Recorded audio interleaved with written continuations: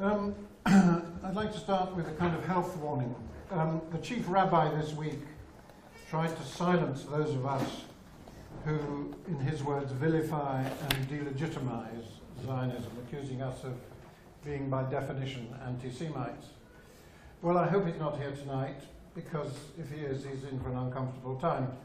The ideas we're going to discuss are, of their nature, a criticism and a condemnation of Zionism, a political movement that's brought 100 years of injustice to the rightful inhabitants of what is now Israel.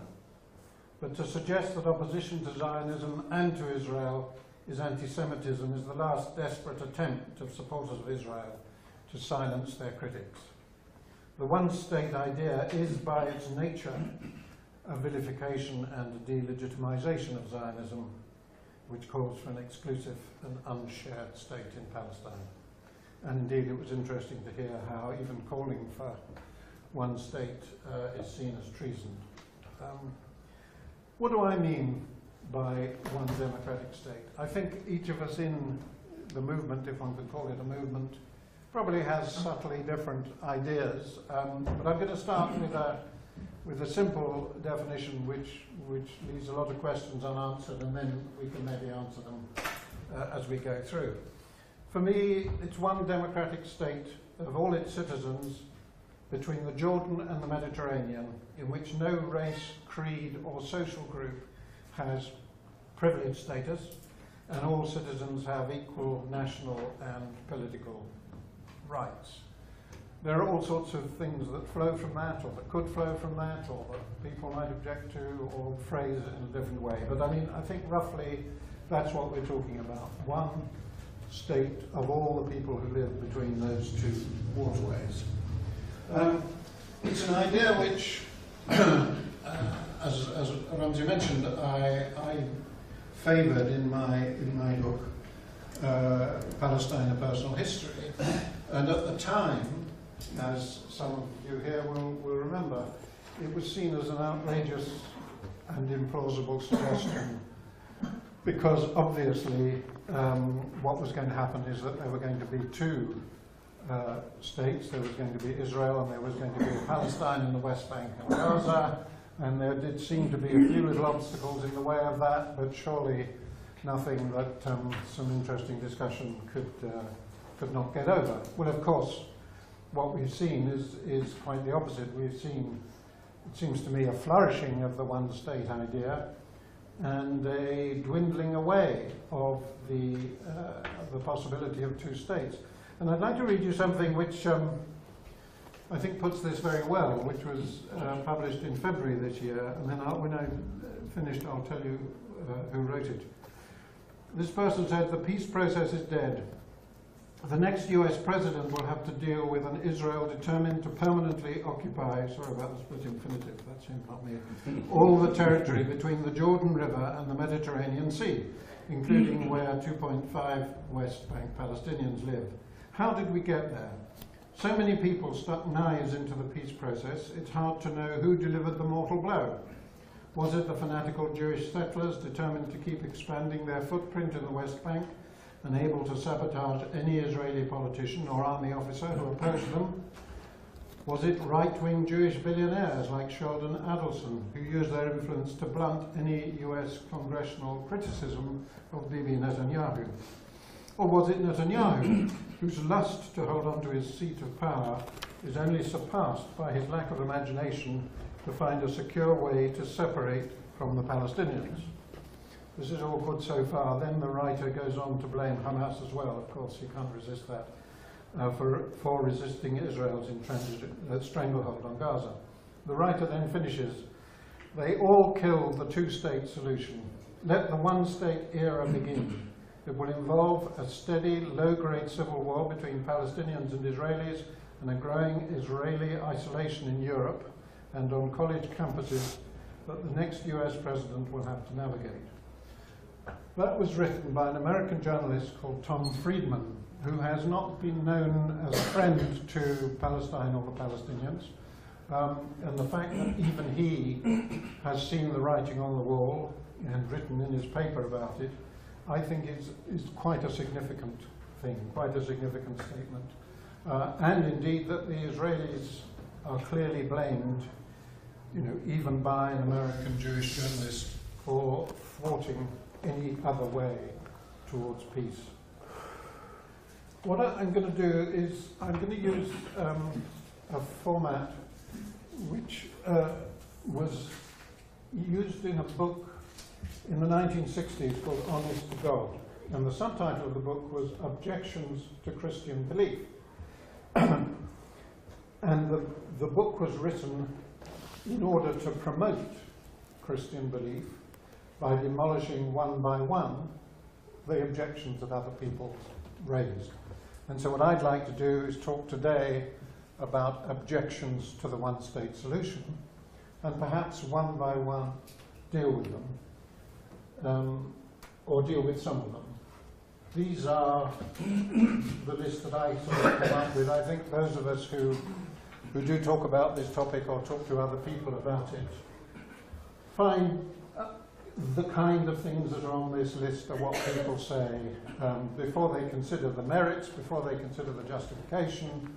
They say, well, what about this and what about that? So I think as a structure for how to explore the implications of the one-state solution, this is what I'm going to use. Now the first one, and this is almost the most frequent one, I don't know if you agree with me, almost the first objection which is offered, and it's often seen as a kind of so devastating that it's not worth talking about it anymore, is that Israel won't allow it.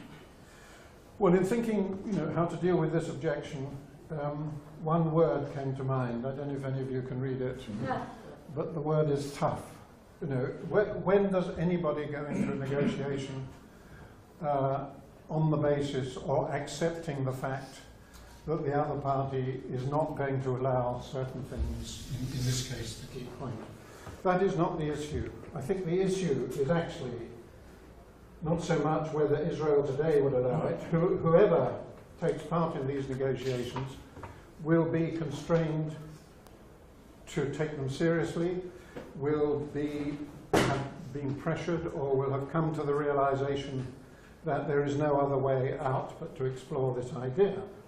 And I think we've seen enough international topics, enough issues on the international scene which seemed incredible until they happened. And I think this is just a reflection of the difficulty that some people have in believing in the idea. But who would have thought that the Soviet Union would collapse? Who would have thought that East Germany would crumble? Who would have thought that South Africa would stop being an apartheid state? In each of those situations, somebody thinking about the supposed change situation, however justified it was, would not be able to imagine how to get there.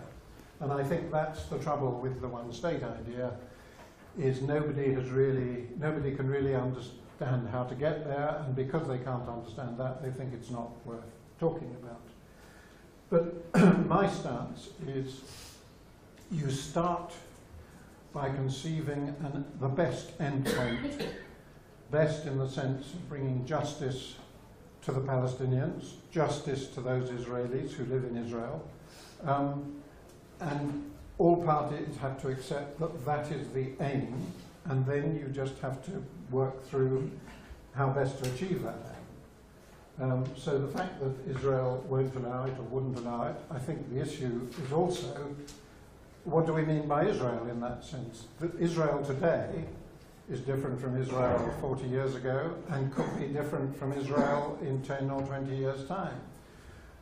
We're talking about a situation in which the realization, which we can see is beginning, or has begun, even in Israel itself, the realization that the one state is a possibility may lead to a change in government, it may lead to a change in the views and ideas of voters, it may lead to an acceptance of certain ideas that up to now have seemed to be unacceptable. And whatever the Israel it is that takes part in these negotiations, it will clearly have to be a different one from the one that's there at the moment. But I don't consider that to be an entirely implausible situation. The second point which is often made, is that it would change the Jewish nature of the state. I find this very interesting because I talked earlier on about anti-Semitism. Israel itself, by insisting on being seen as the Jewish state, is forcing people to discuss its actions in terms of its Jewishness. I mean, they can't have it both ways.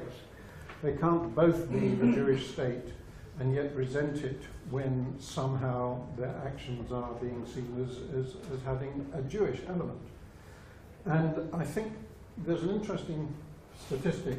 I run a publishing company at the moment, and later in the year we're publishing a book by an Israeli about the harm that is caused by the religious bodies in Israel having such a grip on government and therefore on social lives of everyone, regardless of whether they're religious or not. And the author pointed out that on El Al flights, 70% of the Jewish passengers do not ask for kosher food.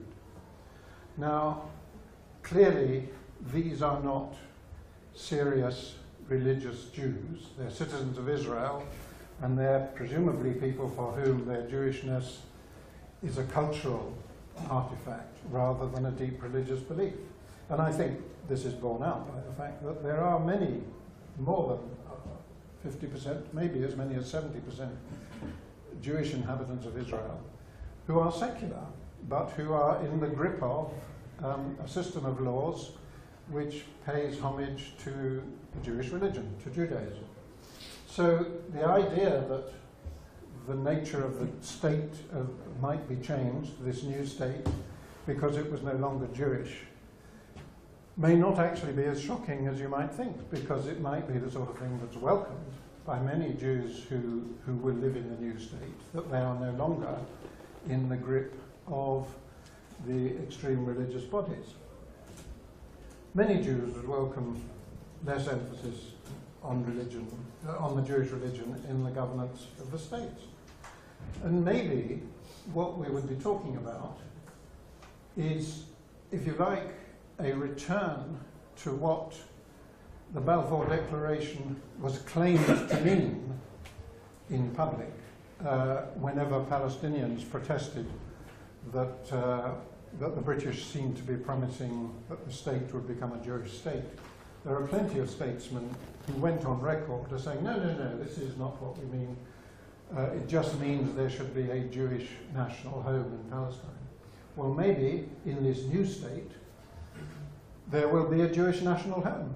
Not a separate enclave with privileges that aren't available to the other citizens, but some means by which those Jews who were sincerely religious could live in the state and not feel that they were somehow, that their own religious ideas were neglected or ignored. I've no idea how that would happen. I've no idea really how those people who claimed that the Balfour Declaration just meant a national home, I've no idea what they meant either, since we know from their private correspondence that actually what they meant was to take it over.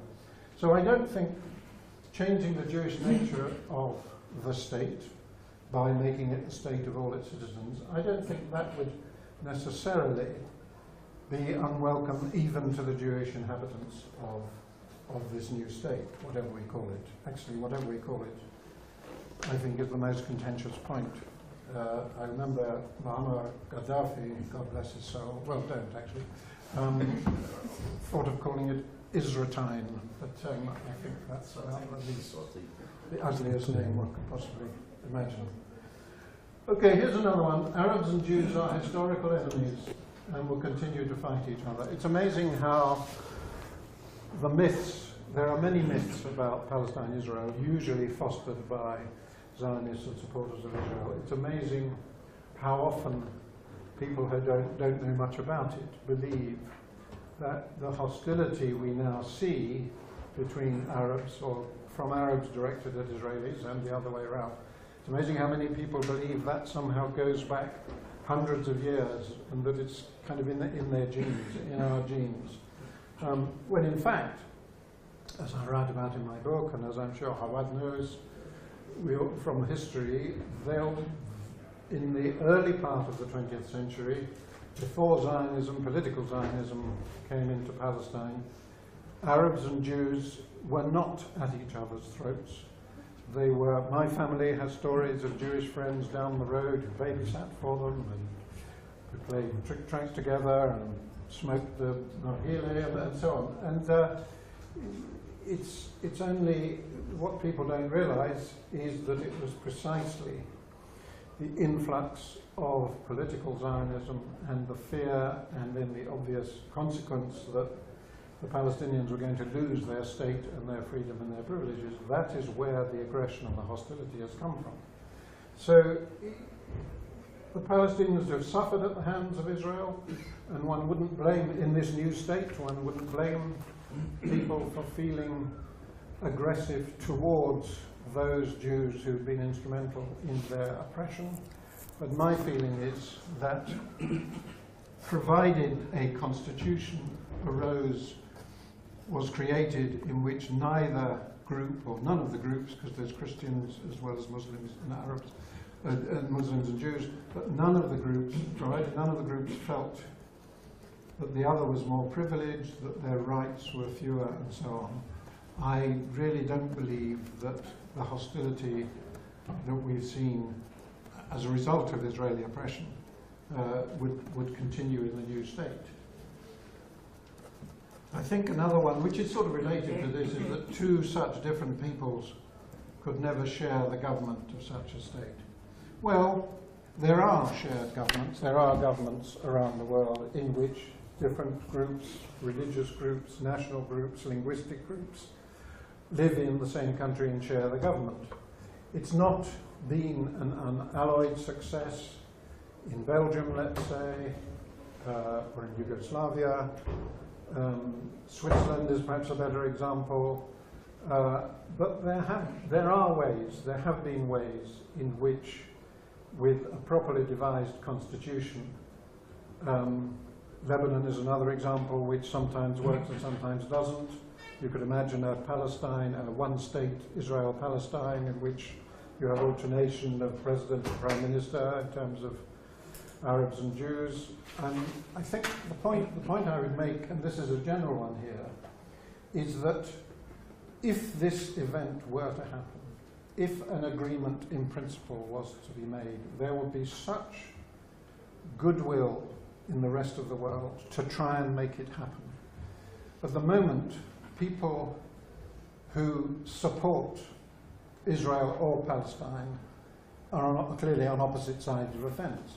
If there was some possibility that they would come together, that would be sharing government of the state, there would be a huge effort by the United Nations, by different countries around the world, to lend advice, legal advice, constitutional advice, supervision, security advice, and indeed money. We'll come to that later. So the fact, we're not talking, in my view, about a situation in which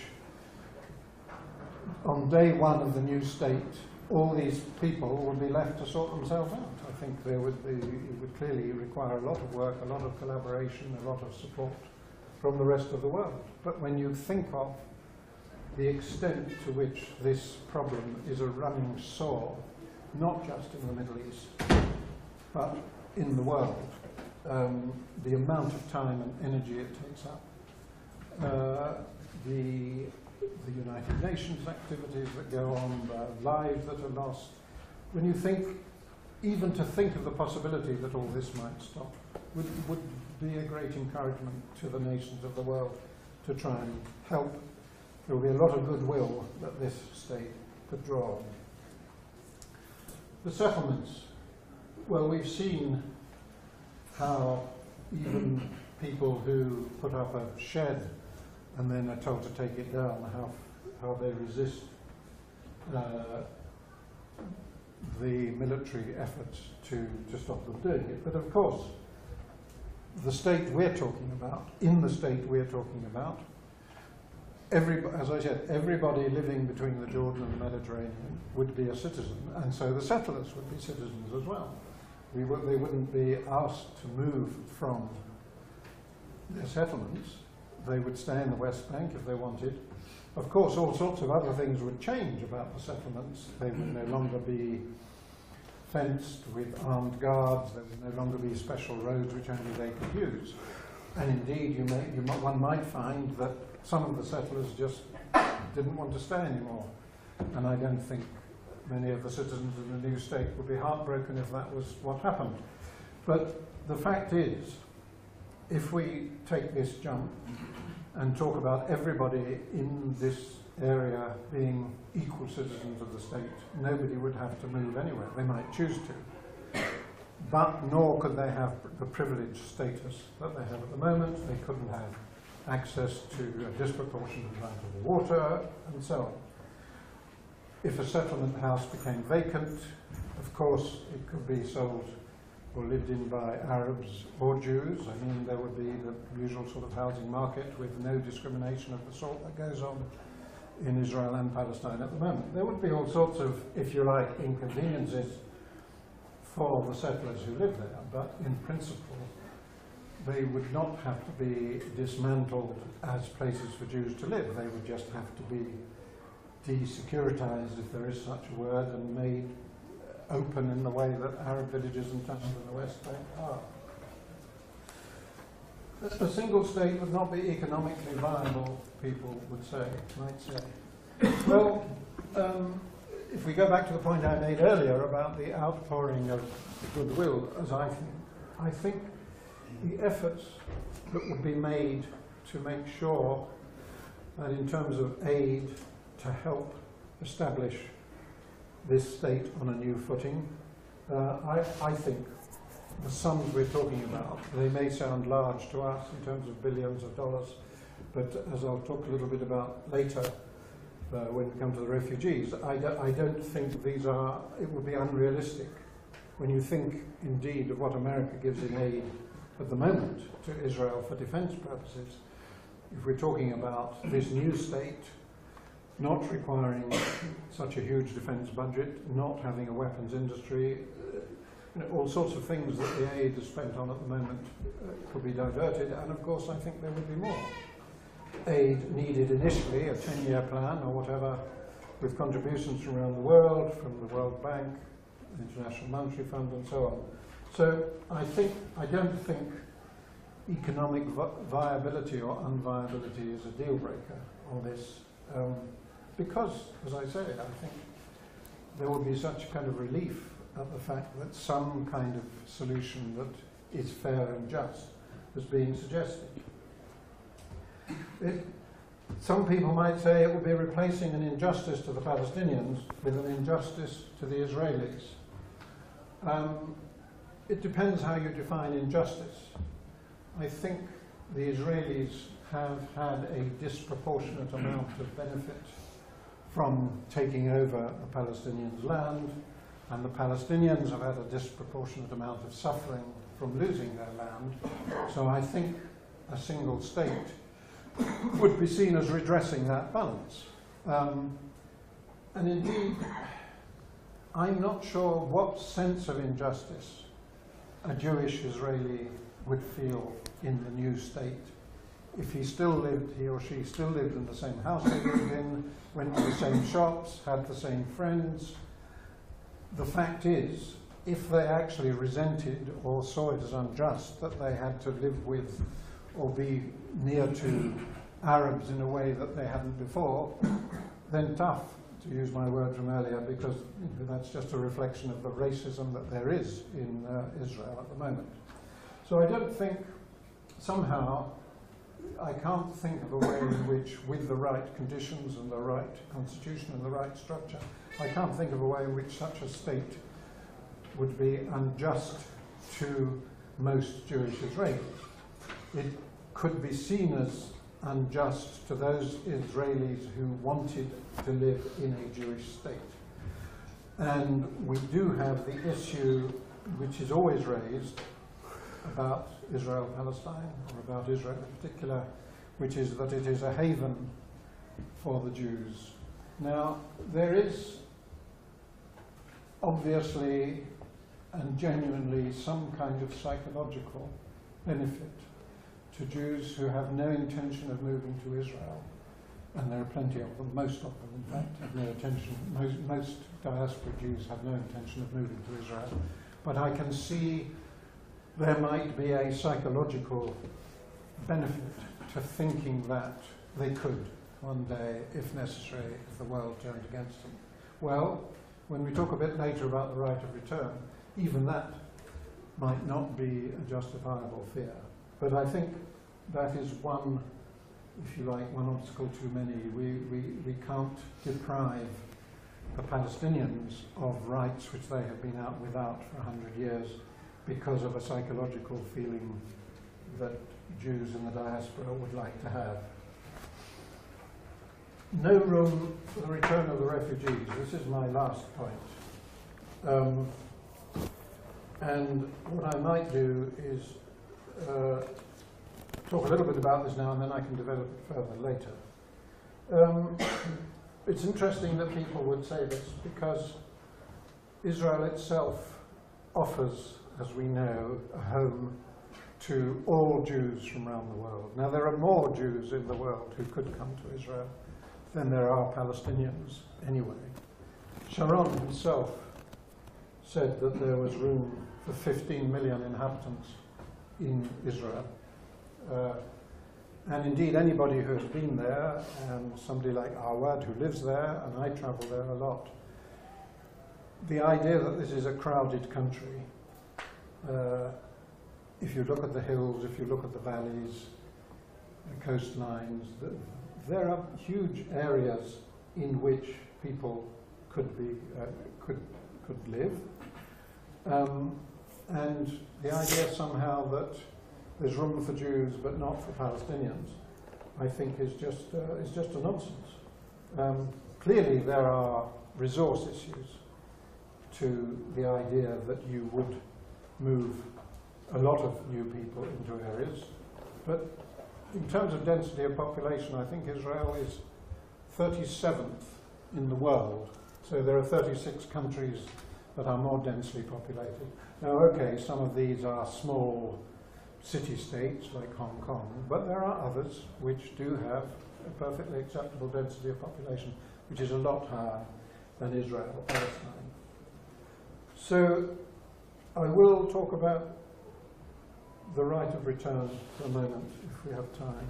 How are we doing on time? You're at 25 minutes. Oh well, 5 minutes, just what I need. Here's my plan. You heard it here first, possibly last as well, if nobody else likes it. I think there should be an absolute right of return or compensation for up to 4.5 million Palestinian refugees in the neighbouring countries, West Bank and Gaza, to return to their original home areas if they want to. These are people who were expelled, as my family was, from towns and villages. They're in camps in Lebanon where they can virtually see over the border where their grandparents used to live, or in Gaza where they can look across at Ashkelon or whatever it used to be called. These people should be allowed to return. The cost of a new home, the building cost of a new home in Israel at the moment is about $45,000. So to house 4.5 million Palestinians would take about $90 billion. That is 3 years' worth of pizzas that Americans buy. They buy $27 billion worth of pizzas every year. It is under twice what Bernie Madoff swindled his clients out of. These are not huge amounts of money on a global scale. So to deal with that, I think, and of course you have the fact that the likely uptake, even of those who had come from what is now Israel, of those who wanted to go back, I would say there might be 70%. So you're talking about 3 million for houses to be built. I think there should be a right of return for all Palestinians outside the Middle East. That's 5.8 million.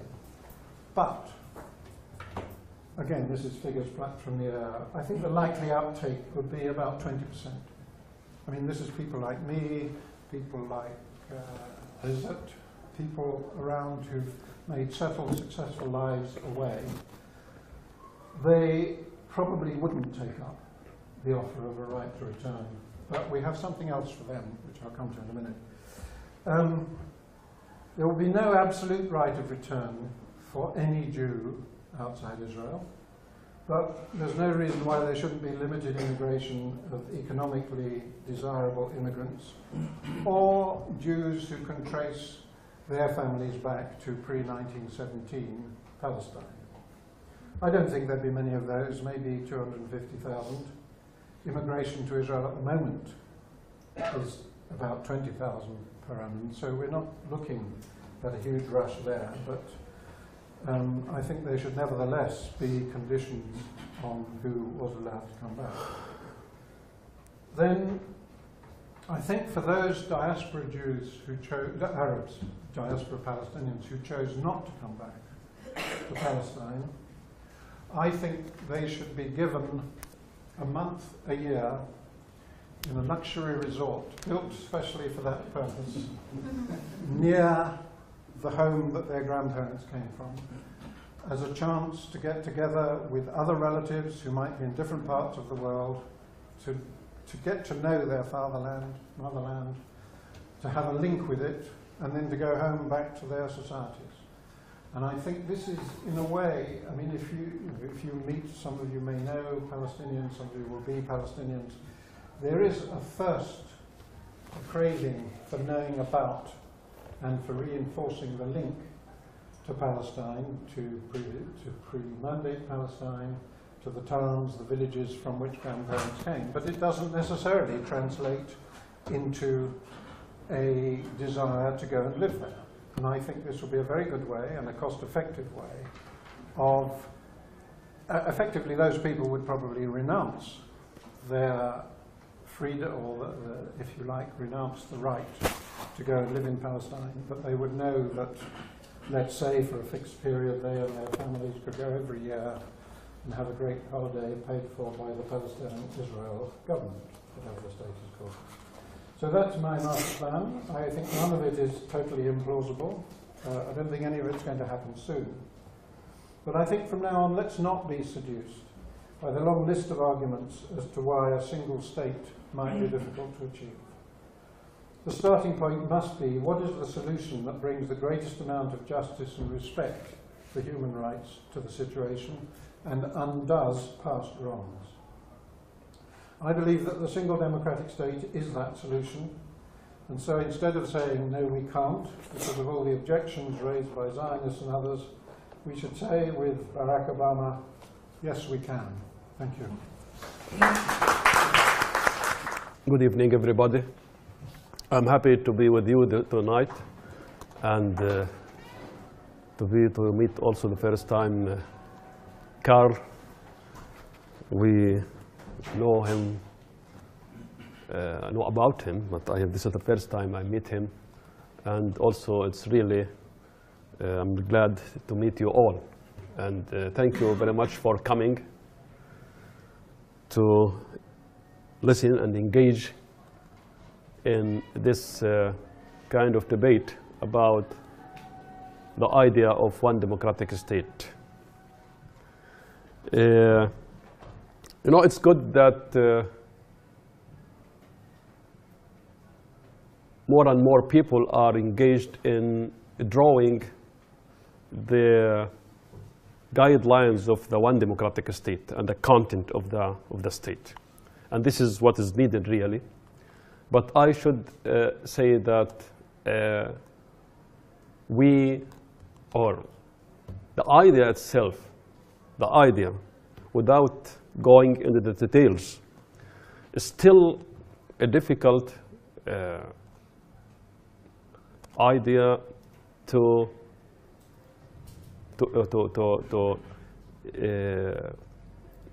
introduce it or to disseminate it. I mean, we still have many challenges and difficulties. But at the same time,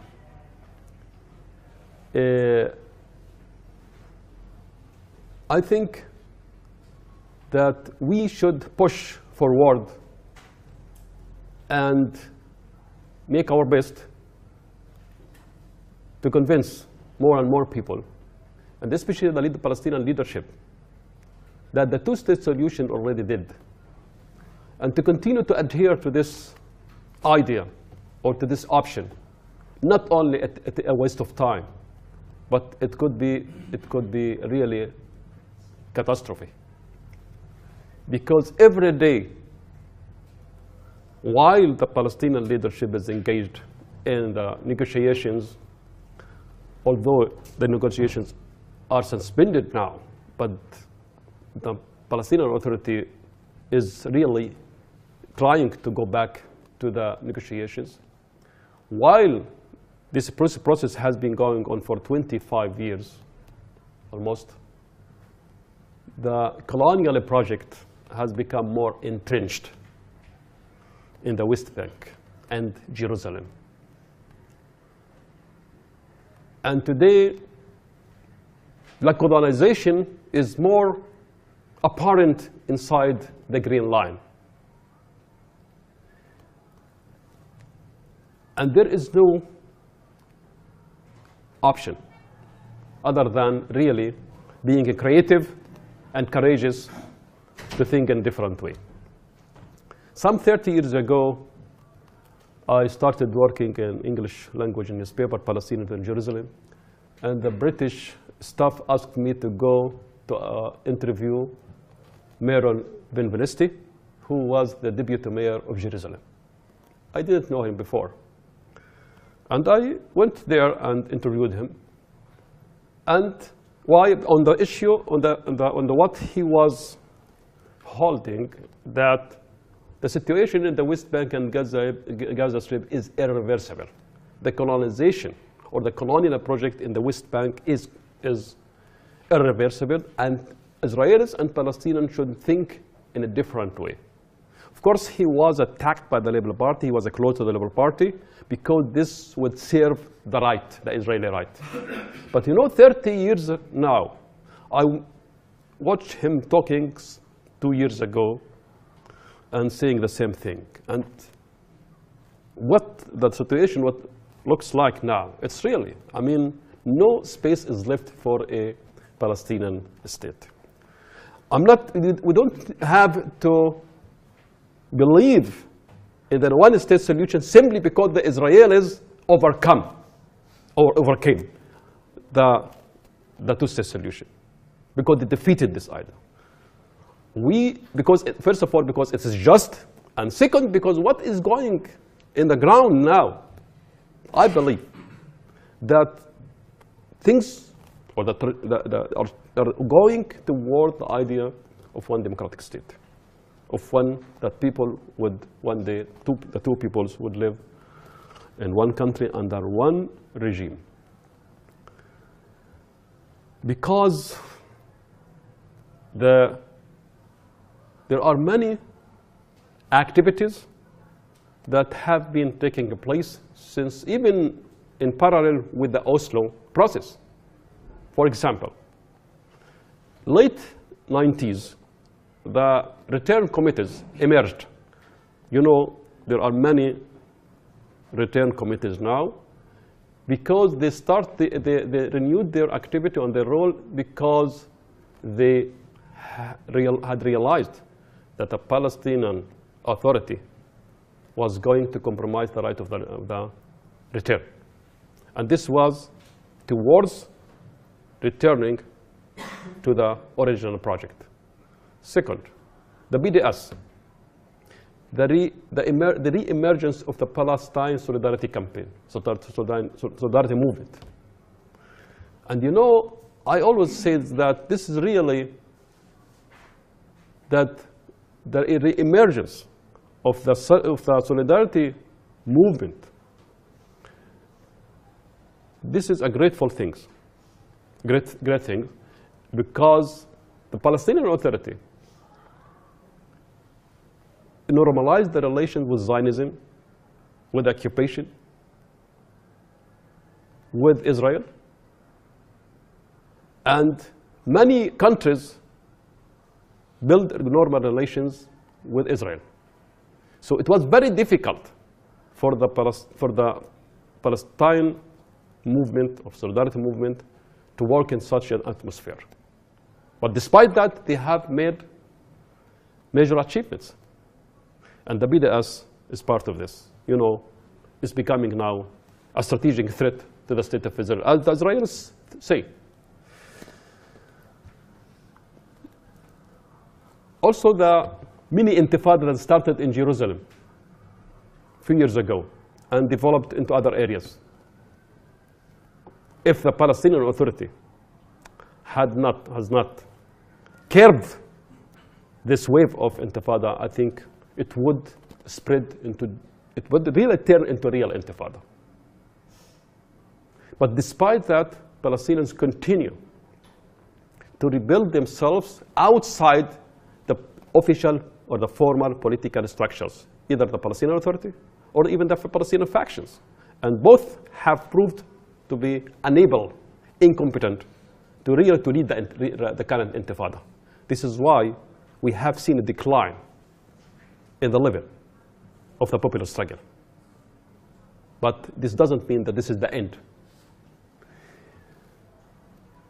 Other things which has been happening inside the Green Line, and this I'm going to back to the main topic that I'm going to relate to, which is the role of the Palestinians inside Israel in this project, in the Palestinian community. Where do they stand?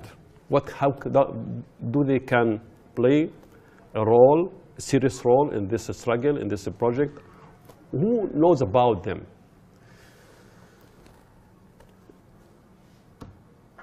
The Palestinians inside the Green Line are the segment of the Palestinian people who has been forgotten and neglected. They were never mentioned in the peace accords, in the peace initiatives. The Palestinian Authority never mentioned even their daily rights in the negotiations.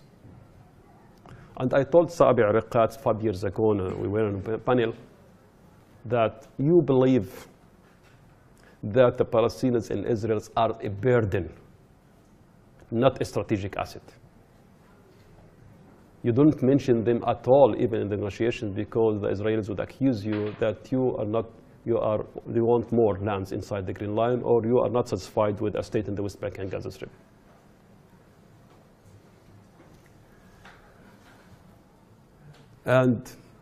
But recently, I mean, the Palestinians inside the Green Line really are going back to the scene. And not only that, but this negligence and ignorance has turned into romanticism. What do you mean romanticism? That the Palestinian Authority and other Palestinians have started to look at us as if we are going to liberate Palestine. So from ignorance to giving us a role which we can do. So and for those, I think there are people here who don't have a background about the Palestinians in Israel. And I will have to really go to history. And until today, how things are going with regard to the Palestinians in Israel. The Palestinians inside the Green Line are the survivors, or the survivors of the Nakba. Because the Israelis wanted really to ethnically cleanse all the Palestinians. They wanted a purely Jewish state, and they didn't like the fact that 150,000 Palestinians remained inside Israel. They thought that this would come a strategic mistake. This is a strategic mistake. But, you know, at the time, even Israeli officials thought that they should be driven out as the rest of the Palestinians. But there was no consensus with the Israeli leadership, because already Israel was recognized by the United Nations as a normal state. And also because I think they didn't have the tools, they don't have the trains to put them and drive them out. They put people on the trucks, you know, like in Lidda and Ramla, at least 50,000 Palestinians on orders from Rabin himself and Yitzhak Rabin. were put on trucks and thrown outside the borders. So the Israelis, it took time for them to think, how can they cope with this small minority? Okay, some thought that they would not pose a threat to the state, and they adopted the strategy as follows. First, to take over their lands, to destroy their socio-economic structure, so that they wouldn't become independent minority, they wouldn't politically. The second, to denationalize the Palestinians, I mean to ignore the Palestinian narrative from the teaching curricula. The teaching curricula until today doesn't have that Palestinian narrative. We don't learn about the Palestinian history, only the Jewish, and 60% of history classes is about Zionism and Jews. So they wanted the new generation to be loyal to the state of Israel, to be loyal to the Zionism, to be defamed. And this continues until today. I mean, this policy, the teaching policy. The third thing is political persecution. And part of this persecution, we were placed under a military rule from 48 until 66. And you know, Israel only lived 6 months without a military rule. Over the 68 years, Israel has been without military rule only 6 months. Because in 1966, they removed the military rule, and after 6 months, they occupied the West Bank and Gaza Strip.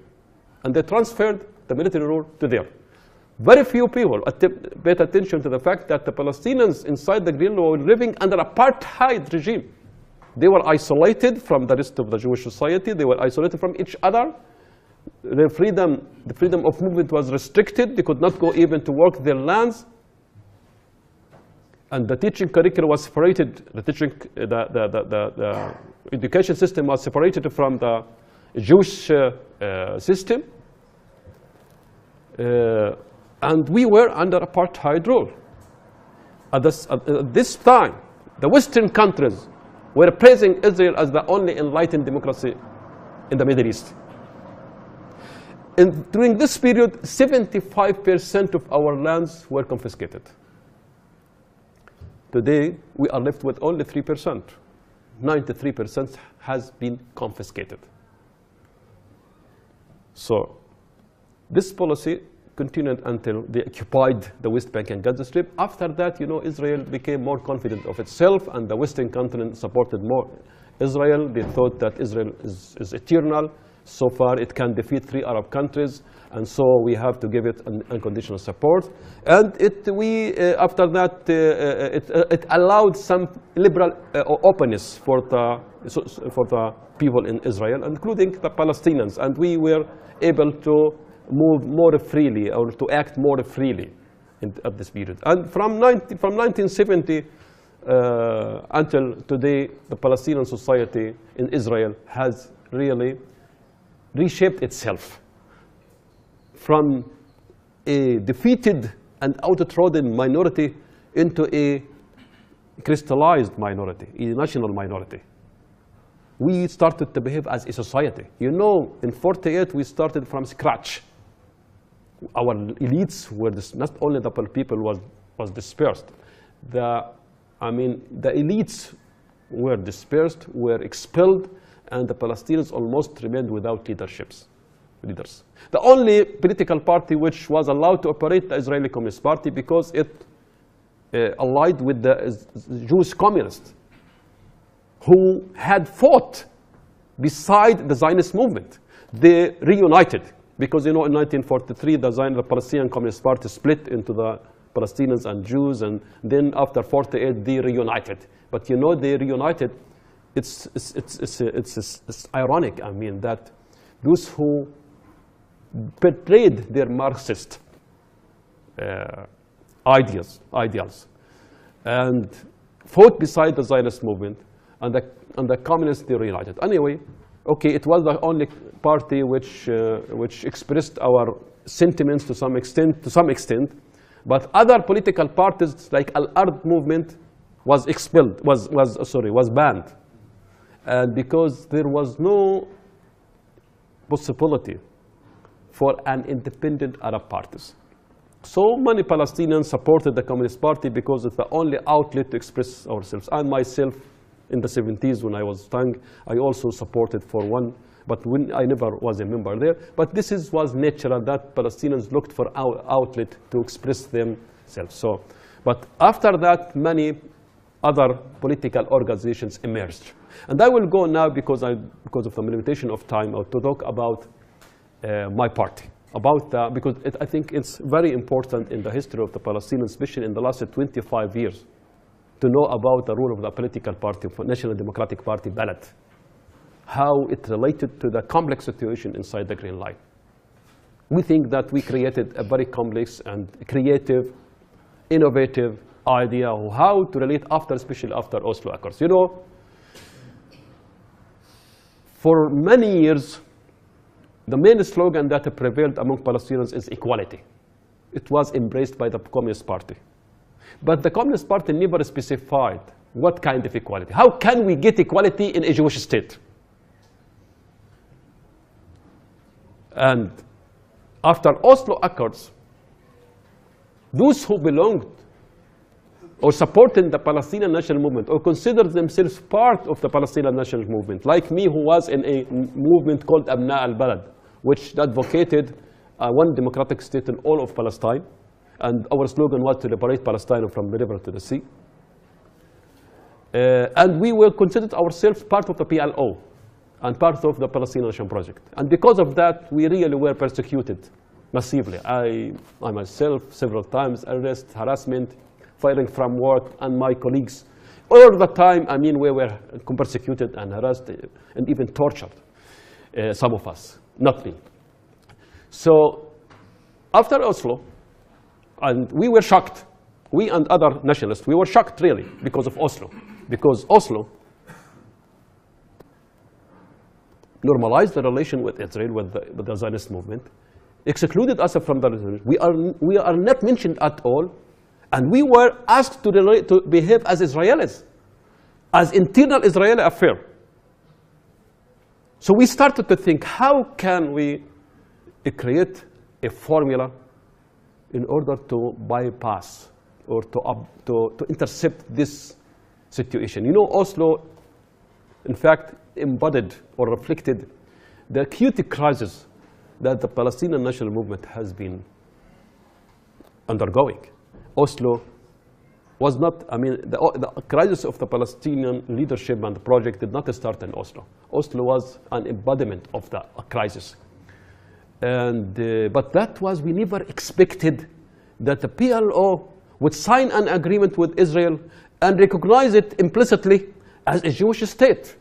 So we thought that we should challenge the Jewish state. If the Palestinian national movement has conceded on that, because of the imbalance of forces, we should use our citizenship as a source of strength to challenge the Israel as a Jewish state.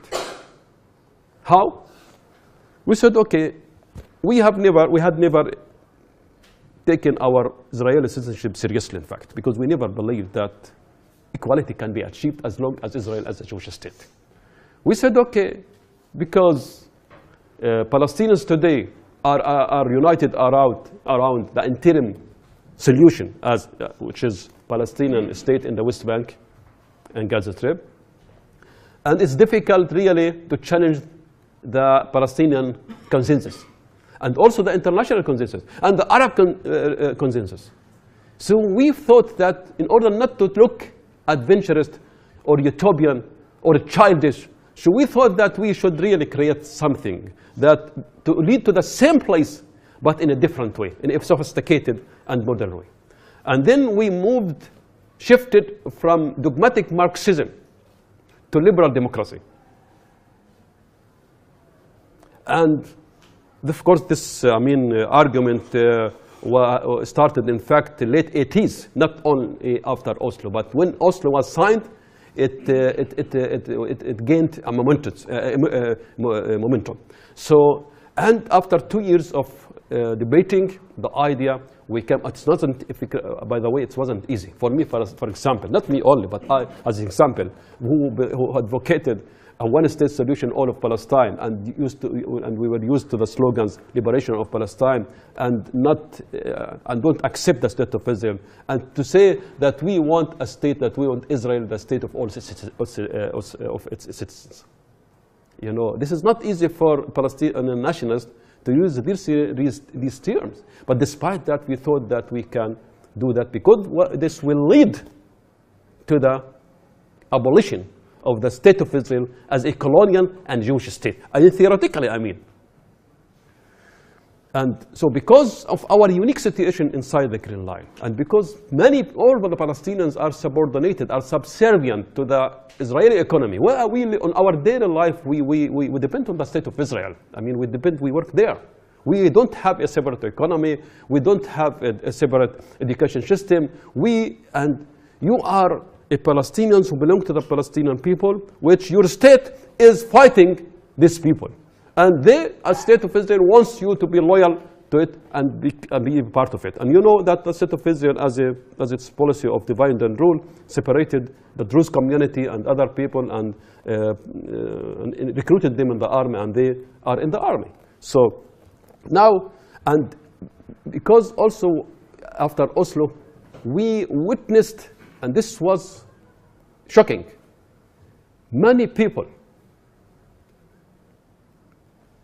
go to the Zionist parties, to the Labour Party especially, and Meretz, and leaving the nationalist movement. They thought that it's enough. The Palestinian cause is on the way to its solution, and so we want to be Israelis. We can have equality now. It was an illusion. So we have to stop this illusion. You have to tell your people that you will never get equality if you forego your national identity, if you forego your collective rights. You have to be Palestinian, to be proud that you are Palestinians. We are not Israelis, because there is no such a thing, Israeli nation. To belong to the state of Israel, you have to be a Jew. So it's not easy to convince people that this is not easy. But despite that, of course, we had the equation which called national identity, full citizenship. This is the two pillars of our party, the platform of our party. Full citizenship, national identity, and full citizenship. Full national identity, that we are part of the Palestinian people, we are part of the Arab nation. Full citizenship, that we want to be equal citizen, full equal citizen in the state. And we really reunited all the national groups inside the Green Line and built a new party called the National Democratic Party.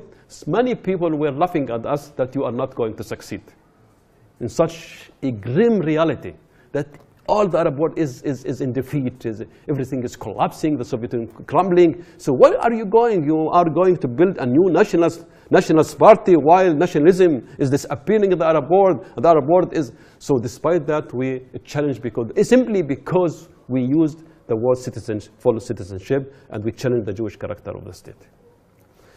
By the way, just to mention, in 2003, you know how Zionism was, because we know that, because some people thought that we are naive to think that Israel will grant us full citizenship. And there was a tense debate at the time. Not everybody was convinced of this idea. Some of my colleagues, they wouldn't say they would say, you are again becoming Israeli. You call for full citizenship, this means that we are forgoing our national identity. But I myself thought always, and wrote that I believe that one day this formula will come to clash with the Israeli ideology. And you will see. Of course, really the guy who who developed this idea is Azmi Bishara, the former leader of our party, who is now in exile. And I think that we owe him a lot. We learned him from a lot about that, because he is a philosopher in philosophy. He studied in Germany, but he was originally he was a communist in the Israeli Communist Party, and he split from the Communist Party since he was 24 years old. And what I wanted to point is to an example how the state of Israel looked at our party. You know, 2 or 3 years later, they started harassing us, persecuting us, simply because we embrace such a demand. In 2003, before the elections, at the eve of the Knesset elections, the prosecutor, Talia Sasson, called Talia Sasson, said that Azmi Bishara, no, before the Shin Bet, the Sabbagh, Ame Ayalon, the former head of the Sabbagh, said that Azmi Bishara and his party have crossed the red line. They don't recognize that the Jews have the right to an independent state, and they should be tried. In 2003, the Central Elections Committee disqualified our party. They don't want us to go to the Knesset. Although, when we decided to go to the Knesset, it was really an agony, because we didn't believe in the Knesset before. It's not easy to be in the Knesset. Talia Sasson said, explained herself in the court, said that the bad things in this party is that they don't call for a mere equality, but they call for an absolute equality. And she continues to argue, this means that this party does not recognize the right of the Jews to their own state. This means that you are against the state of Israel, and you should be. But the ruling of the elections committee was overturned. There were 7 judges, 4 by 1. You know, they win by 1. This means that 4 judges wanted to ban our party, 4 judges. But you know, they say that the Supreme Court, the Israeli Supreme Court, is the last bulwark against so and so. But you know that the Supreme Court finally is part of the Zionist system. So we have so far, I mean, now 21 years after the establishment of our party, we still pose a threat or a source of worry for the Israelis. At the eve of every elections, they disqualify us, and we go to the court and we win. But now, recently, the Minister of Defense has called to ban our party, not disqualify us, to ban our party. You know, they banned the Islamic movement. And okay, because of the propaganda against Islam in the West, I mean, they did not get enough support. But it would be very not difficult for us to deal with us if we outlaw us. Because we are a democratic party, we embrace universal values, it would be very difficult. But given the steadily shift to the right in Israel, I mean, we really don't rule out the possibility that they would embark on this crazy step or measure. But anyway, I mean, I think that the Palestinians inside Israel are strong enough to combat such possible measure. But we need, of course, support inside Israel and outside Israel. And we really think that we are going to face more dangers. Now, with regard to our role in this project, the Palestinian National Project, which is declining, and nobody knows what is the Palestinian National Project today. You know, the Palestinians started from they wanted to liberate of Palestine, then shifted to an interim state in the West Bank and Gaza Strip, and then ended in Oslo, Bantustans. We are now, Israel is controlling all of Palestine. It's controlling us inside the Green Line, controlling Gaza, controlling Jerusalem, controlling the West Bank. And there is no such a thing, green line. The distinction in the treatment is fading. They used, you know, of course, I'm not saying that our situation is worse than the Palestinians in the West Bank and Gaza Strip. I'm not saying that, to be objective.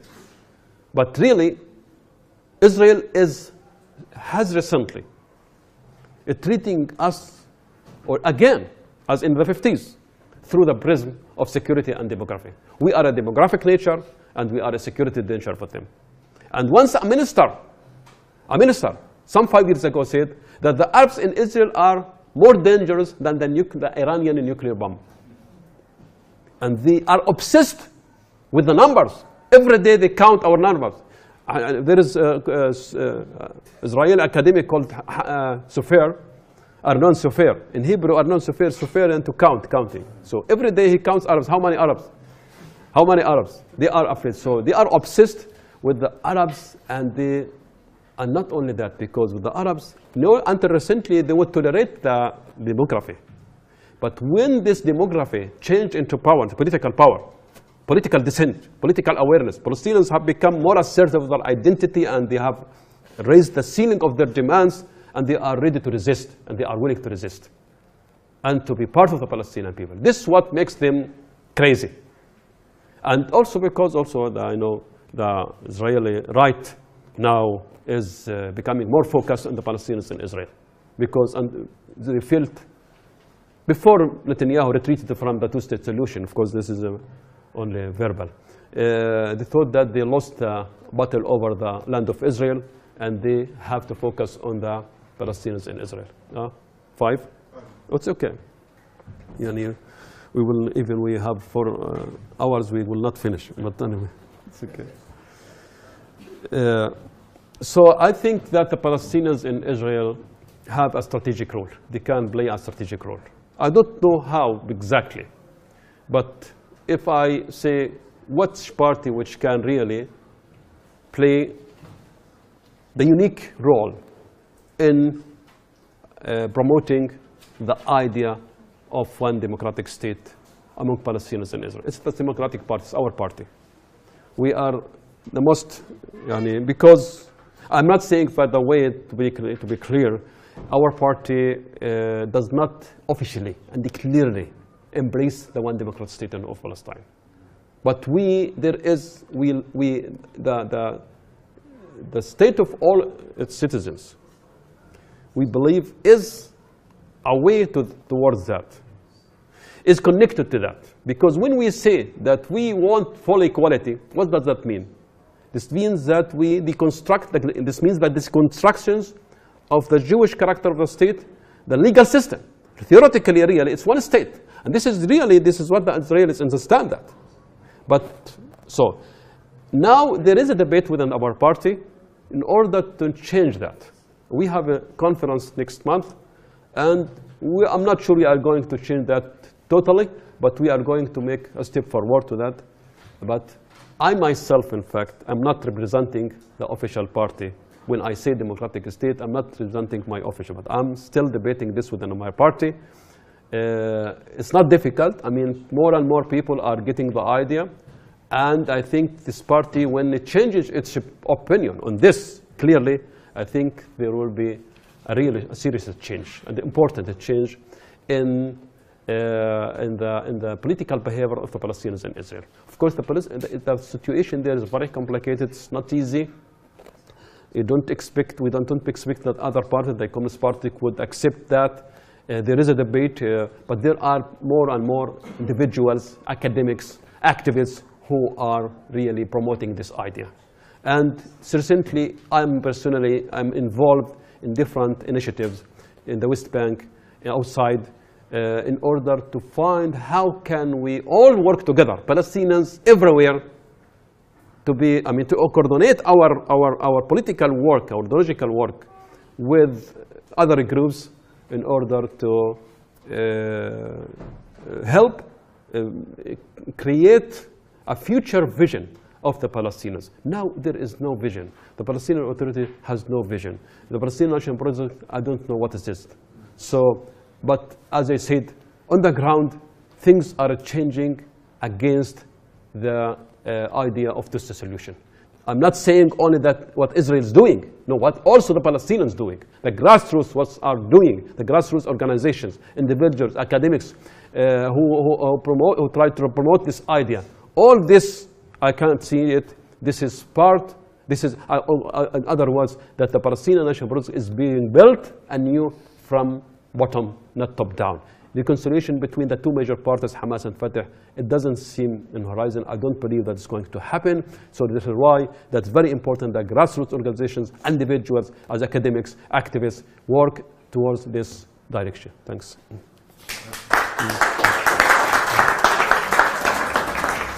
If I can I? Okay. Just a couple of comments. It would be odd to accept the two-state solution, which it is clear would have settlement in it, with their full military defences and their specialised roads and so on. It would be odd to think of that rather than a state of all the inhabitants where the settlements would no longer be, they would just be towns and villages. There would be compensation for the people whose lands had been taken by the settlements. But I just find that a rather odd point. The second one is, as I was saying earlier, that any move towards this kind of new single entity would clearly have to have a lot of built-in aid and structures, sort of government structures that made sure that there wasn't this second-class citizenship. That's why I said it wouldn't be a matter of the day after it started, everybody would be just left on their own with this new status. So that's my view of that. What would you say?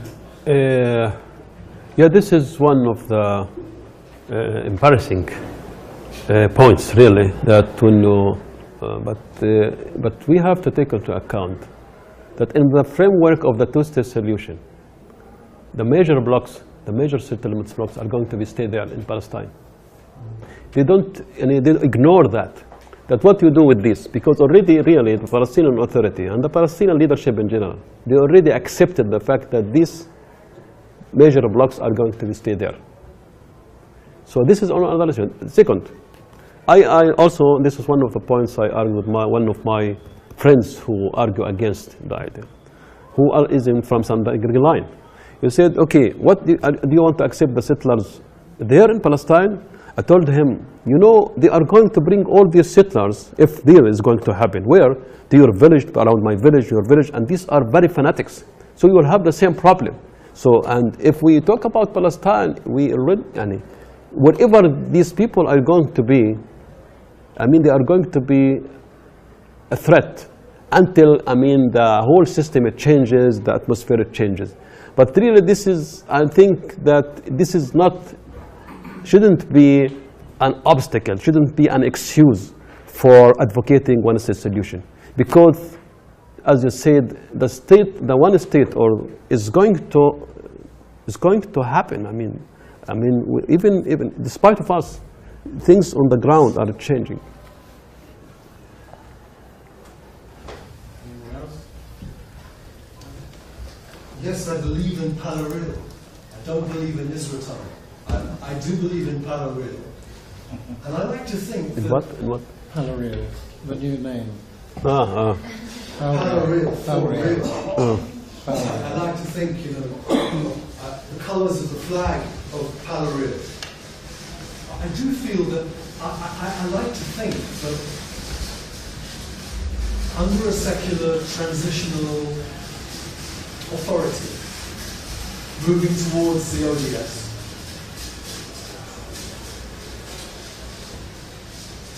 many Zionists would be able to distance themselves from political Zionism and identify themselves with cultural Zionism, which is after all what Martin Buber and Albert Einstein insisted be the definition of Zionism. They were both of them against political Zionism. And I have a feeling that if cultural as opposed to political Zionism were asserted powerfully enough, many so-called Orthodox Jews would begin to realize that the establishment, the genocide in 48 and the establishment of the Zionist political entity was actually forbidden by Judaism. We have to remember that in the 19th century, late 19th century, Theodor Herzl was excommunicated by the rabbis. he was excommunicated by the rabbis who knew that the formation of the Jewish state went directly against one of the three sacred oaths of Judaism. Even as late as 1975, the United Council of Rabbis in Canada declared Israel an illegitimate entity. And I think that under the guidance of a secular authority, the democratic state of Palestine, I think many Jews would come back from the madness of political Zionism and become cultural Zionists, just in the way that many Palestinians want to be cultural Palestinians inside that new state. I don't know if I've made my point clear, but I very much enjoyed both points of both speakers.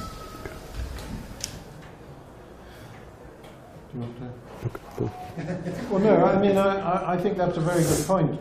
When I was talking about the actually quite small proportion of Jews in Israel today who are religiously observant, I think it's that you put your finger on the fact that a larger proportion might actually be perhaps relieved in the new state to know that they were not, their lives were not going to be determined in terms of who they married and where they were buried and so on by Jewish regulations, but they could still have Jewish ceremonies, they could still recognize Jewish feast days and so on.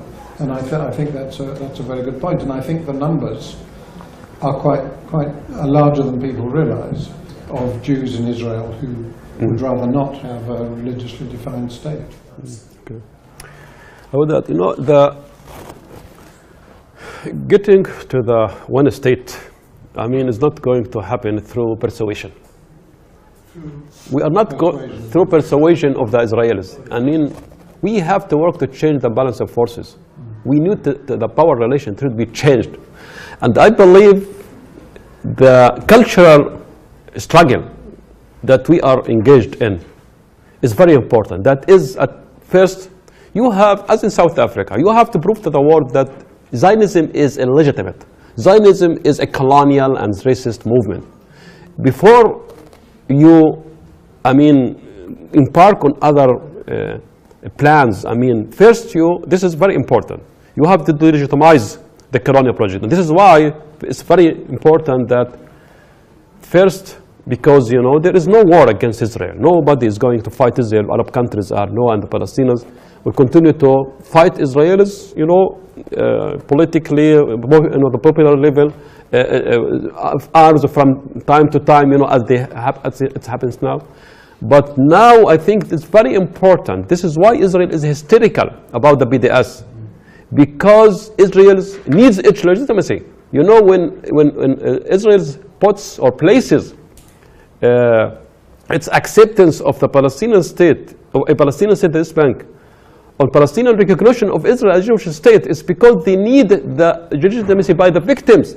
You know, still, some people think that they don't need us. No, they still need. They prove that they still need that we give them legitimacy. They will not feel safe. So first, we have to delegitimize, to work to legitimize totally this entity, as it happened in South Africa. But the problem with the Palestinian national movement is that it has not been consistent with its goals, like the South African National Congress. The South African Congress from 1995, they had the Freedom Charter, and they would remain consistent with their goal, one man, one vote. But the Palestinian national movement went through different stages, and this was very bad. And sometimes, what is worse is that some leaders from the Palestinian national movement, from the Palestinian Authority, they use the one-state solution as a scary tactic, which is bad, because you have to sell this idea as a good idea for the Jews, not something to scare them. We have to convince them that this is good one. So, I mean, this is why, I mean, what is going now around the world, the Palestine Solidarity Movement, the BDS, the academics who are doing this is very great things. And really we can, I think it's close, things are changing. You know, South Africa until the apartheid and anti-apartheid, the boycott, it took 12 years until it started to yield the fruit. But in Palestine, in 5 years, I mean, they have achieved what South Africa achieved in 20 years. So we shouldn't be desperate. We should believe in the future, if we have really a common vision, if we believe really that we should live together, coexistence, we want to exist with the Israelis. But they they never thought of coexisting with us. They wanted to kick us all, because we, for them, were servers to their requirements. Not like South Africa, they wanted the blacks to exploit them, but they wanted us to be out. And this is still really, these ideas are being entertained by them. Okay. Thank you for your presentation. I think it was, both of you, very great, what you have presented.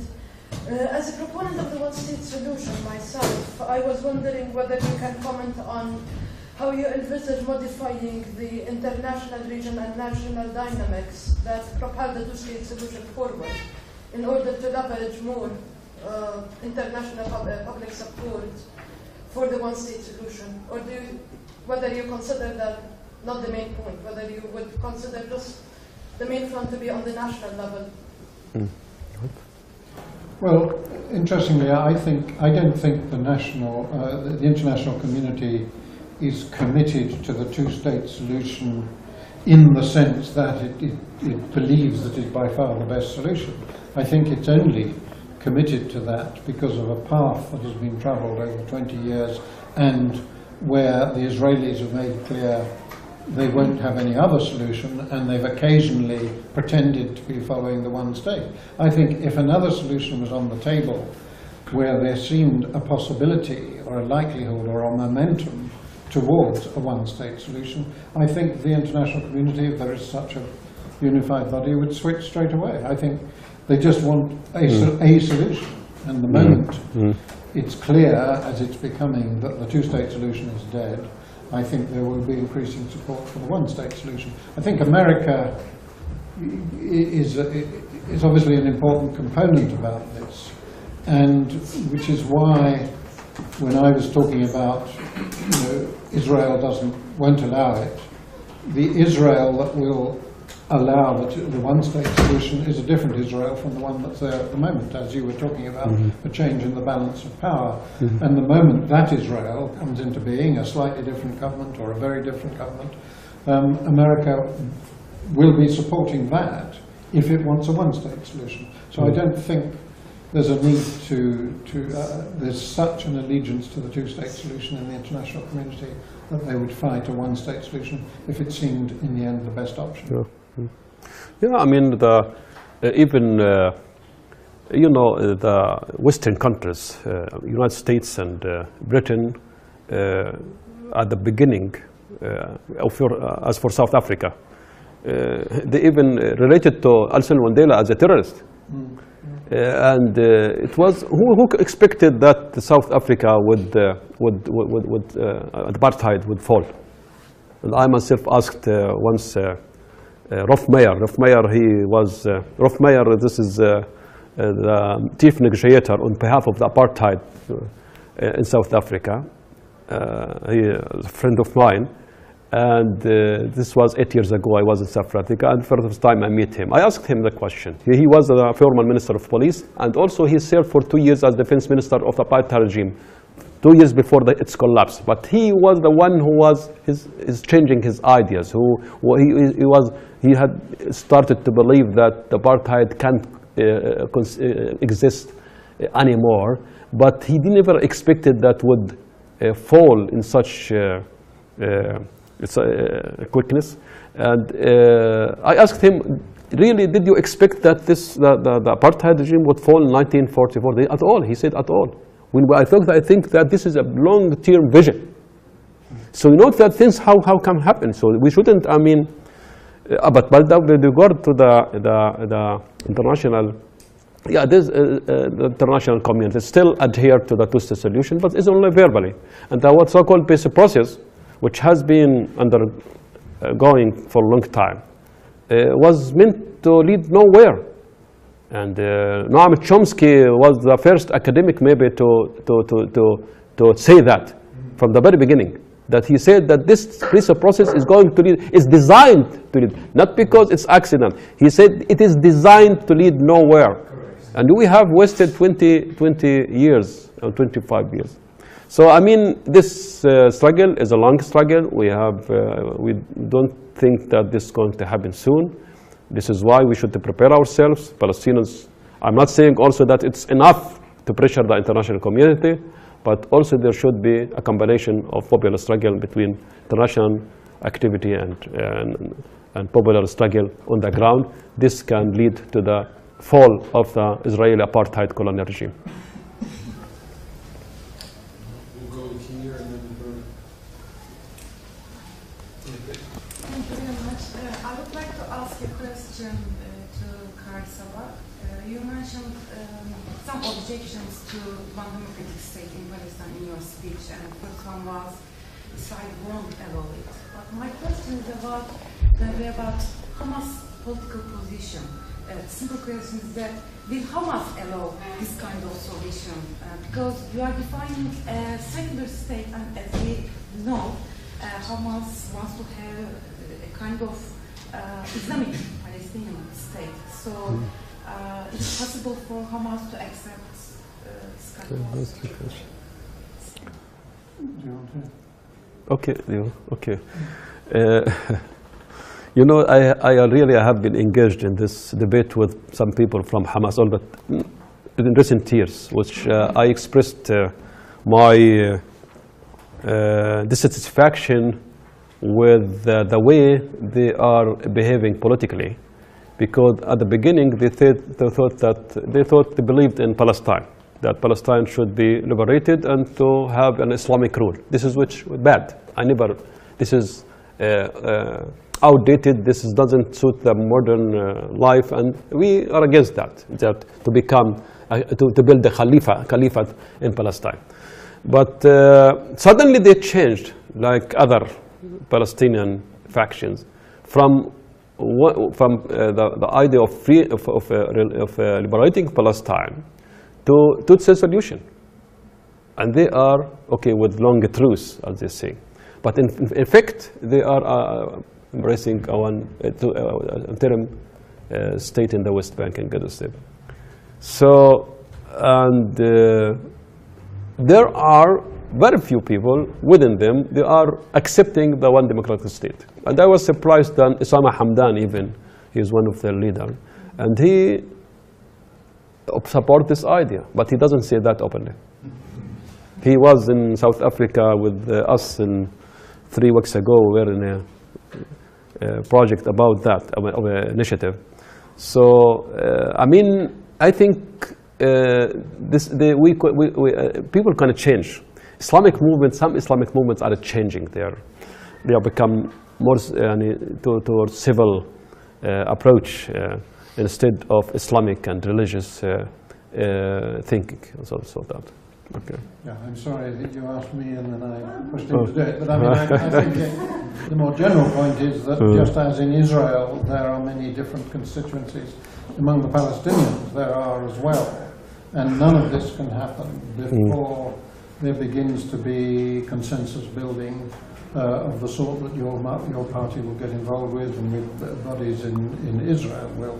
But I mean, I believe that in the end, people will go for the least worst solution rather than for what they have argued for. And you know, there's Hamas, there's Fattah, there's other bodies, there's Mustafa Barghouti's lot. I mean, and I just think there will come a stage where these people do begin to have shared objectives. I think it is important also to differentiate between what people say in private and what people say in public. And that's true in Israel as well as in Palestine. So you can take at face value what some of these entities say now. I think as the momentum builds, these obstacles will be overcome. And as Awad says, perhaps more quickly than we realize. I would just, okay, for you, somebody ask questions. Okay. No, I think what we, as Palestinians, need now to do, especially those who really are aware of the deep crisis that the Palestinian leadership and the Palestinian project is facing, And what we need now, as part of a changing the imbalance of forces, we have to go to the original story. We have to go to the 1948, because the Palestinian problem started from there. Of course, started from before, but I mean in 48, is it a story there? So why I'm saying that, and not me, many academics, individuals, they agree on that. I'm saying, just repeating what we agree on, is that we should go to the story, because it's very important that we restore the national liberation values. The Palestinian project is not declared today. It has been undermined. The conflict is now has been reduced to a political dispute or border dispute, and we should invoke the colonial discourse that is to analyze Israel as a colonial entity, as an apartheid colonial entity. So because also during the 25 years of negotiations, the terminology, the values changed, people have changed, and this is why they accept the two-state solution. So therefore it's very important that we have to bring back the consciousness of the Palestinians of their historical rights, that they belong to one people, that we are one people, Palestinians inside the Green Line, with Gaza, Jerusalem, West Bank, in the diaspora. So we are one people. You know, even they are not represented by one unified body. The PLO is not representing the PLO and the Palestinian Authority. They are not representing all the Palestinian people, who are facing a problem of representation. Who is representing the Palestinian today? Palestine is not at 22%. Palestinian people are not 30% of the Palestinians. So we have to go, at least to go back to that we are one. This is no, because one of the advantages of the one-state solution, that is a way of reuniting the Palestinian people, and this is the source of strength. That because you are excluding the Palestinians in Israel, because today they are playing a strategic role. They can play. They are a strategic asset. So this is why we should, at least at the beginning, to do that. I'm not saying this is in tandem with all fronts, outside in the international arena, a popular struggle. So the culture, the identity is very important. National identity is very important to preserve and to strengthen, and to tell the young generation that you are one people. The young generation is did not lived under Oslo period. It doesn't live the revolutionary era. The ideal. What's the ideal today? We don't have an ideal. We don't have a unified vision. We don't have a credible leadership. So the young generation needs an ideal and needs a leadership. We're going to go with Bernard, then we go back in the room, and if we have time, we'll go here. One comment is just a reflection on this thing about the attitude of the international community, which I think is really a euphemism for United States imperialism, to be candid about it, and that's really the people who call the shots. I think Britain is just a poodle and a non-entity. The quartet doesn't really exist, it doesn't function. So when people talk about the international community, they really talk about the United States, and I think people should be honest about that. And just on that respect, although it's not a particularly optimistic scenario, I think we shouldn't forget that on two occasions when you've had extreme right-wing presidents in the United States, you've actually seen the United States doing complete volte-face on policies and international stances that it's held quite overnight. This was true of Nixon in the case of Vietnam, where he was out of Vietnam in a short space of time, when he was one of the most right-wing presidents, and you would have thought he might want to clung on to South Vietnam. It was a major struggle which dented the credibility of the United States in respect to international perspectives. And the other was, of course, in the case of apartheid, Reagan was actually against supporting the blockade, but Congress voted for it.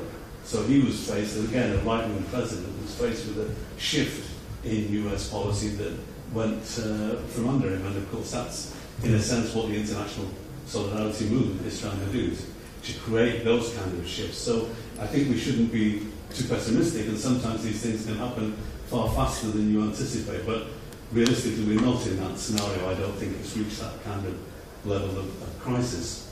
You know, as a non-Palestinian, with some modesty, I've shared much of what Awad has said, you know, support that. But I'm cautious about this analogy between the situation in Palestine and Israel and South Africa, because the demographic balance of forces, not the demographic, the social balance of forces, in terms of the relationship between black South Africans and the white minority ruling class, is quite different from the scenario that you find in relation to Palestine and Israel.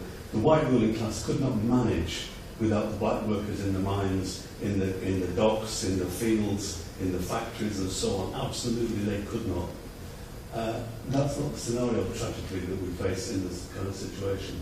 And as Awad said earlier, actually the Israelis would like to lose all of the Palestinians. That would be their kind of desire.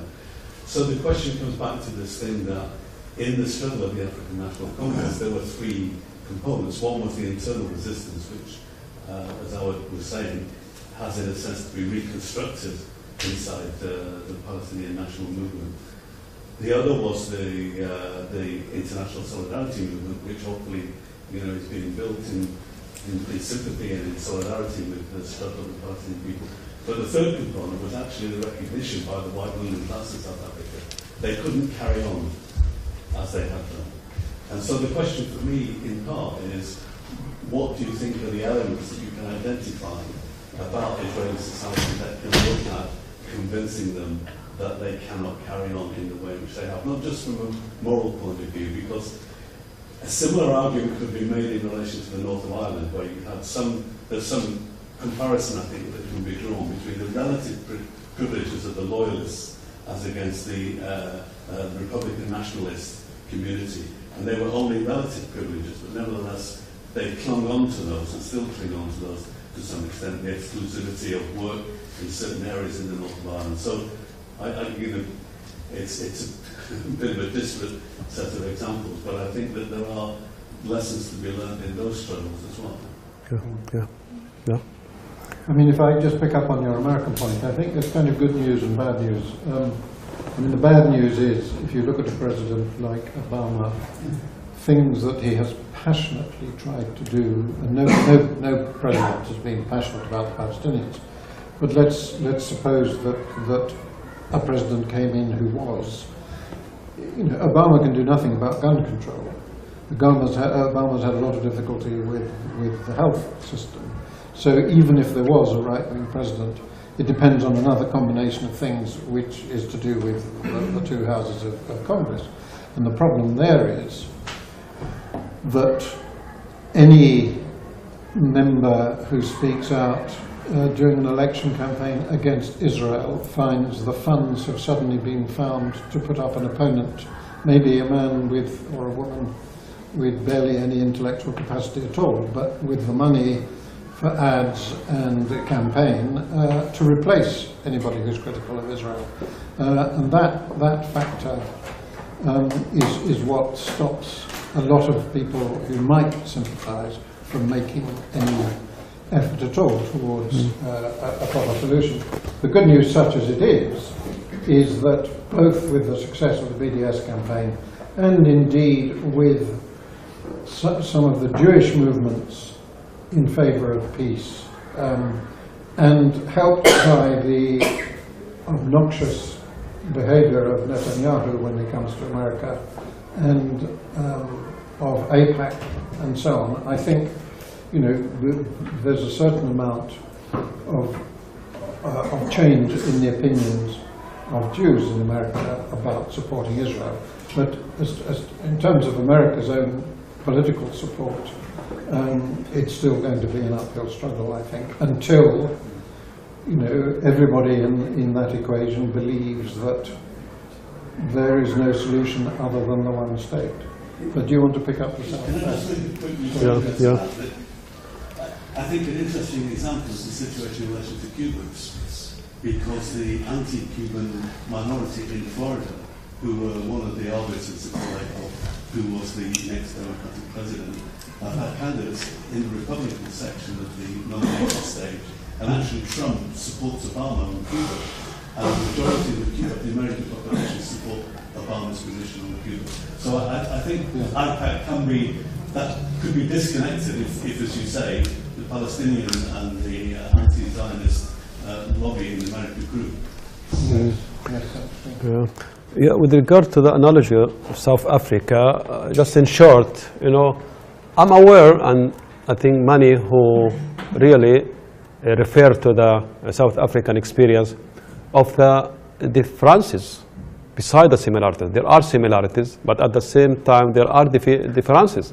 And it's very essential to realize these differences because you have to cope with it, not to deter you from thinking of that or being, or because it's still South Africa an inspiration for us.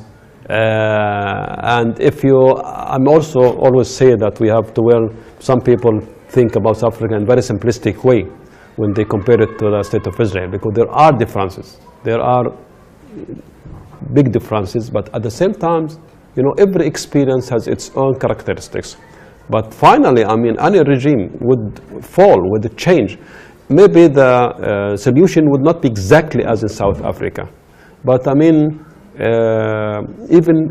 people in South Africa have such differences. I have engaged in debate with them. Some of them, even Rolf Meyer, for example, apartheid, who came to Palestine several times. I have met him several times. He believes in one-state solution, despite his awareness of the differences of the two experiences, of two regimes. Okay. So in the interest of time, I'm going to take the last two questions together. Yeah, you sure? Okay, here we go. Last one. Okay, I just want to comment on one of the things quickly. For the Israeli society, some of you mentioned that they're not religious, and the majority of them are not religious. They might not be religious, but all the studies and reports that we see from the news suggest that they have a great hatred towards Arabs and towards Palestinians, and the overwhelming support to Netanyahu for his war in Gaza, the overwhelming support for assassination in West Bank on a daily basis. That all gets a huge support from the Israeli society. So that is a real issue, I see it, if we were to talk about one-state solution. The other thing is that I think our problem is, as Palestinians, is really with some people who don't want us to be there. It's not the problem that whether we would like to have our own state or live together. So maybe at this stage it's far too early to think whether we want our own state or a state shared with the Jews. So I think it's a matter of trying to do to shift the power here, as we all talked about it, by one thing which is demanding our basic rights as a human being, and then whatever this leads to is that leads for the Palestinians and Jews to live peacefully together, or leads for the separation between the both people. But for now, I think it makes no sense for me as a Palestinian to ask whether I want my own state or to live in one state solution when the borders in Gaza are closed, when the governments are divided, when Israel goes in and out whenever they like, kill whoever they want, leave. You have no rights to anything, basically. And we're asking for a state is a little not working out in a way. Before you hear this one, we'll get the last question in, and then you can take them together, that's all right? Hi. Now, my question, everyone's kind of touched upon this, but I'm going to just hone in on it a bit more. Just start off, I want to say that, I'm a big supporter of the one-state solution, and I agree with everything that has been said today about it. But from my perspective, I see the biggest obstacle to the biggest problem that we have right now is Zionism in itself. And in many ways, I see it quite differently from the problem with South Africa, and I think it's harder in our case, because the people who believe in Zionism, they believe it in a way that it's a moral right. They see no it's not, like with South Africa, it was useful or there was some kind of benefit, but fundamentally everyone knew deep down that there was something wrong with the system. With Zionism, it's more fundamental than that. I mean, Zionism itself is a secular movement, and there's a lot of colonial and political reasons for it, and those who are not religious believe in that, but they also believe it's good to have a Jewish state in Palestine, even for non-religious reasons. And the religious people, they believe that it's written in their religious text, like this is the promised land, the land of milk and honey, and God promised it to you, and you have, and then it goes on, the text, to say that you have the right to remove the people who are there, to annihilate them, remove their history, remove everything about them. So what they're doing there is that they're kind of implementing this promise, and they're doing it with this conviction that it has God's blessing. So when you're dealing with people like that, who by definition don't want you there, they believe that land is theirs and only theirs.